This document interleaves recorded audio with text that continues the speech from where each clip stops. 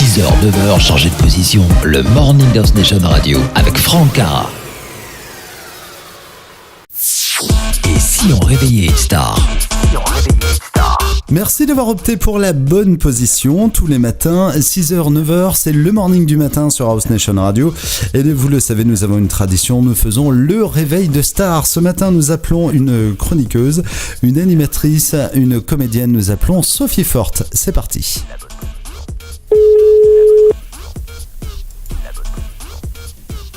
Allô ? Allô, bonjour Sophie, c'est Franck. Comment allez-vous ? Bonjour Franck. Ça va bien ? Je vais bien. Est-ce que je vous réveille ? Eh bien, écoutez, presque. Voilà, je me réveille vers 7h10. J'essaie toujours de grignoter une petite minute supplémentaire. Donc 7h11. Et donc là, je tombe un peu du lit, effectivement. Eh bien, écoutez, Sophie, ça s'entend pas du tout. Vous avez toujours votre bonne humeur qui vous caractérise. Sophie Forte, tout le monde vous connaît en tout cas pour, d'une part, votre bonne humeur. Deuxièmement, votre palette, parce que vous avez une palette de métiers complètement opposés les uns les autres, mais c'est hallucinant. Tout a commencé, si mes souvenirs sont bons, au cours René Simon, que vous avez commencé en 1989. D'ailleurs, vous avez eu un très beau prix. Mais oui, c'est vrai, ce sont des très bons souvenirs. Je venais de Lyon et je voulais absolument faire ce métier. J'avais tout laissé tomber pour venir à Paris et c'était une aventure extraordinaire. Et je rencontrais des gens qui me correspondaient, que j'aimais et j'étais très heureuse. Alors, de là, vous quittez le cours René Simon, donc avec ce premier prix, et vous montez directement sur les planches, notamment à Montmartre, au cabaret. Vous étiez chanteuse là-bas. Hein. Mais oui, mais fut une époque, il y a bien longtemps, jeune homme, où nous débutions dans les cabarets. Alors ça c'est moins aujourd'hui parce que les cabarets disparaissent les uns après les autres malheureusement, mais c'était une tradition qui était sympa. Les gens venaient, il y avait des dîners-spectacles, ils savaient pas ce qu'ils allaient voir, et on passait 20 minutes, un petit quart d'heure comme ça. On était payé un peu au chapeau des fois. Bon, c'était sympa, on en faisait 5 par nuit. Et voilà, on faisait toute la butte, on redescendait rue Mouffetard et on finissait dans le caniveau avec toute une bande de copains. En 1993, vous montez sur les planches avec Une folie de Sacha Guitry. Ça a dû être un bon kiff aussi, ça. Ouais, ça c'était fantastique parce que c'était la rencontre avec Robert Hirsch. Il y avait Michel Larocque aussi qui jouait avec nous. Voilà, c'était tout à fait formidable aussi de découvrir. D'abord jouer Guitry, c'est génial. Ensuite le Palais Royal, ça c'est le rêve de tout comédien. C'est un théâtre absolument magnifique. Robert Hirsch, le grand des grands. Bon, vraiment, je peux dire que j'étais tout à fait gâtée pour mes débuts au théâtre. Et ça, ce n'était qu'un début, puisqu'après, en tant qu'humoriste, vous avez participé bien sûr à des émissions cultes que tout le monde connaît, comme La Classe par exemple. Comment est-ce que vous êtes arrivé à La Classe ? La Classe, c'est un hasard absolu, c'est-à-dire que je commençais à jouer dans des cafés-théâtres et à chanter toujours. Je faisais toujours les deux, en fait, chansons et sketch. Et puis, j'ai un copain qui était à La Classe, qui m'a dit « Tiens, viens voir les enregistrements, c'est rigolo, tu vas voir, il y a une ambiance et tout. » Donc, je suis allée à la Plaine Saint-Denis. Et puis là, il manquait quelqu'un. Alors, il y avait une jeune femme qui s'appelait Laure Choubarou qui m'a dit vous faites des sketchs ? Je dis oui. Elle dit on va faire une audition. Alors, on est parti dans une loge. Je lui ai fait un sketch sans rien, sans accessoires, parce que j'avais pas prévu. Et bing, je suis passée au maquillage et 5 minutes après, j'étais à la télé.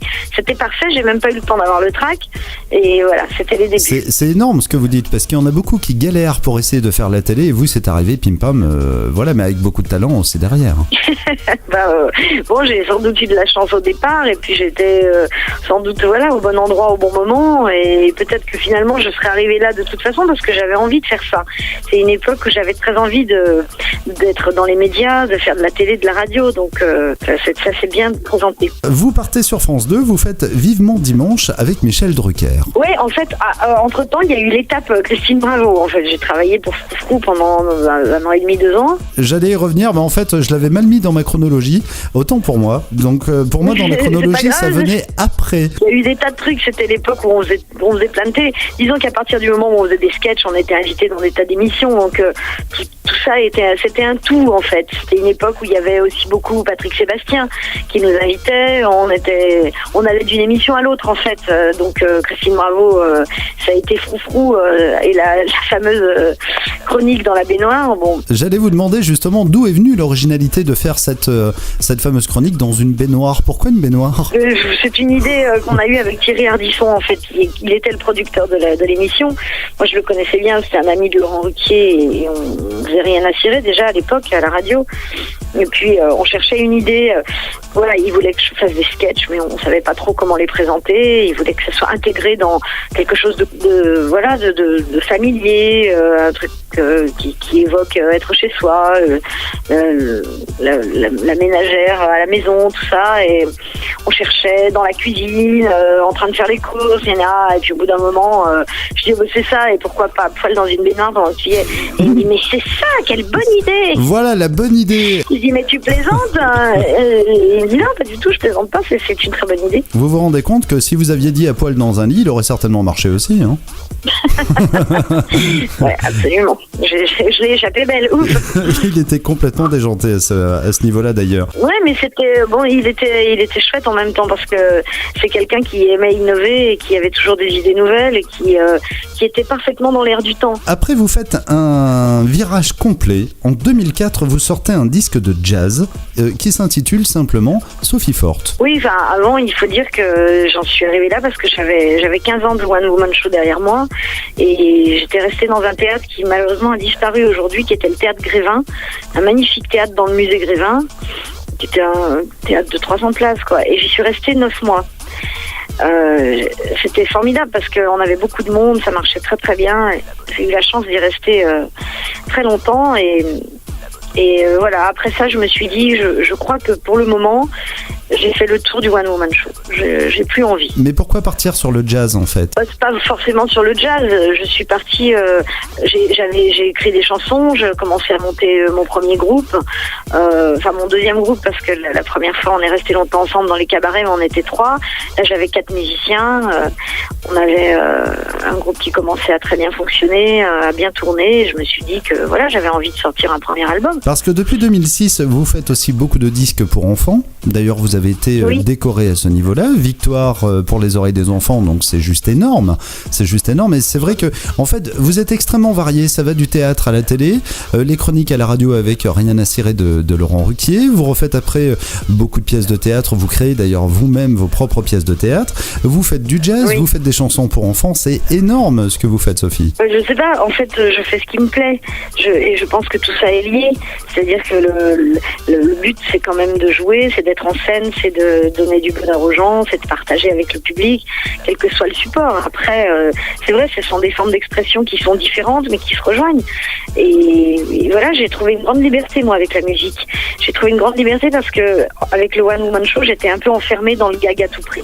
Et au bout d'un moment, ça m'a beaucoup lassée. Est-ce que vous vous sentez un peu saltimbanque? Bien sûr, on est saltimbanque, mais saltimbanque, ça veut dire quoi? C'est l'idée d'être voilà, multifonction quelque part, d'amuser les gens, il y a une idée de légèreté dans saltimbanque, il y a quelque chose aussi d'un peu clownesque, d'un peu roulotte qui s'en va, d'un peu voyage, ça veut dire ça saltimbanque, c'est-à-dire pas fixe. On le retrouve pleinement d'ailleurs sur votre site internet qui est extrêmement bien fourni parce qu'on retrouve vos chroniques, on retrouve vos albums CD comme Chou-Fleur dont j'aimerais qu'on parle quelques secondes. On retrouve aussi des tas de vidéos que vous avez fait pour les spectacles et que vous continuez d'ailleurs à jouer. Là vous avez joué encore en janvier, février, mars, avril et puis on a encore comme ça jusqu'au mois de juillet. Sur ce site internet on retrouve justement ce côté passionné où vous vous lâchez complètement dans ce que vous faites et dont Chou-Fleur. Voilà, c'est vrai que j'aimerais bien aussi qu'on en parle aussi de Chou-Fleur. Comment vous est venue l'idée de cet album? C'est le 3e album pour enfants, hein. Je suis plongée là-dedans depuis que j'ai eu mes enfants, en fait. J'ai commencé à écrire pour eux et ça m'inspire forcément. Mes enfants m'inspirent et me rappellent ma propre enfance. Donc tout ça fait que je vis dans une ambiance de souvenirs aussi beaucoup. De les voir faire des choses me rappelle ce que je faisais moi et ça me rappelle la façon dont je voyais la vie, les questions que je me posais. Et j'aime bien soulever des questionnements, moi, dans mes chansons pour enfants. J'ai pas envie de parler du petit lapin dans la forêt. J'ai envie de parler de choses de leur quotidien. J'ai envie de soulever des problèmes aussi dont parfois ils osent pas parler, des problèmes, voilà. le divorce, l'adoption, la mort, la maladie. Alors dit comme ça, je dis voilà, mais c'est affreux ces trucs. En fait, j'essaie toujours de les traiter avec légèreté. J'essaie toujours de rendre les choses moins graves qu'elles ne le sont sans doute, parce que l'enfant, il a besoin de savoir qu'il n'est pas tout seul. Mais là, pour le coup, je sais plus si c'est l'artiste qui parle ou si c'est la maman qui parle. Bah, c'est les deux, c'est un mélange. C'est le fait d'être maman a changé ma carrière artistique. Eh bien, écoutez, Sophie, en tout cas, c'était un très très joli mot de la fin. Un grand merci pour ce matin. Ça a été un plaisir de vous avoir sur antenne, Sophie.